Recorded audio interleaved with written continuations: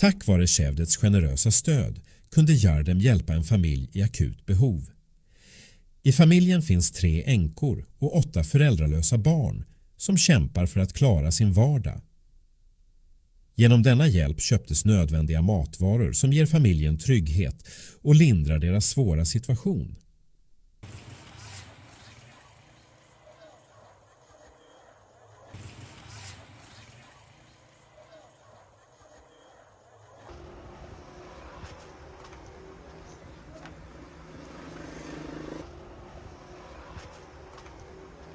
Bismillahirrahmanirrahim. Men salomlarimni barcha vatandoshlarga, xususan muassasa yordamni mas'uliga va Javdat inog'amizga salom taqdim qilaman. Bir o'z xo'shbaxtona o'sha oilaga qablan o'ylarini sarf qilib edim, bir o'yga 3 ta beva yatimlari bilan zindalik qilaykan. Va o'shalarga mana shuncha mavod xorokani kesganmiz. Xudovan o'sha Javdat inog'amizga, Temur akamizga va muassasa yordamni mas'ullariga Alloh ularga xayr bersin. Ana shundoq desangiz 3 ta beva, 8 sag'ir, shu avlning ichiga xaroba joyga o'sha sizlar ko'mak qildinglar bachajon. Ana o'shalarni desangiz guzaron qilib, parda qilib, yig'lab siqtab o'ltib edi o'g'lim. Sizga mana bu oqshom mana shu shomni ham aytibdi, shomi g'aribona. Mana shuncha mavod keldi. Masalan, mana shu narsaga kesidi o'yga zarrat narsalar kelgan. Bularni ko'rib qancha xushol bo'ldim. Qancha xushol bo'ldim. Qo'p qanorga sig'madim balam.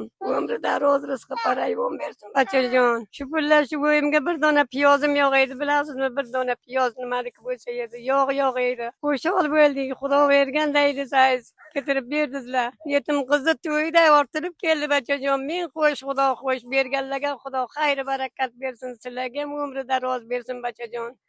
Javdat abi Gondardiyin yordami Sohibjon ablaya ulaştırdı. Kızları ve onların 8 yetim yavrusuyla birlikte öyle mutlu oldular ki bu destek bu koca aileye zor günlerinde çok büyük bir moral ve umut oldu. Allah hayrını kabul eylesin. Amin.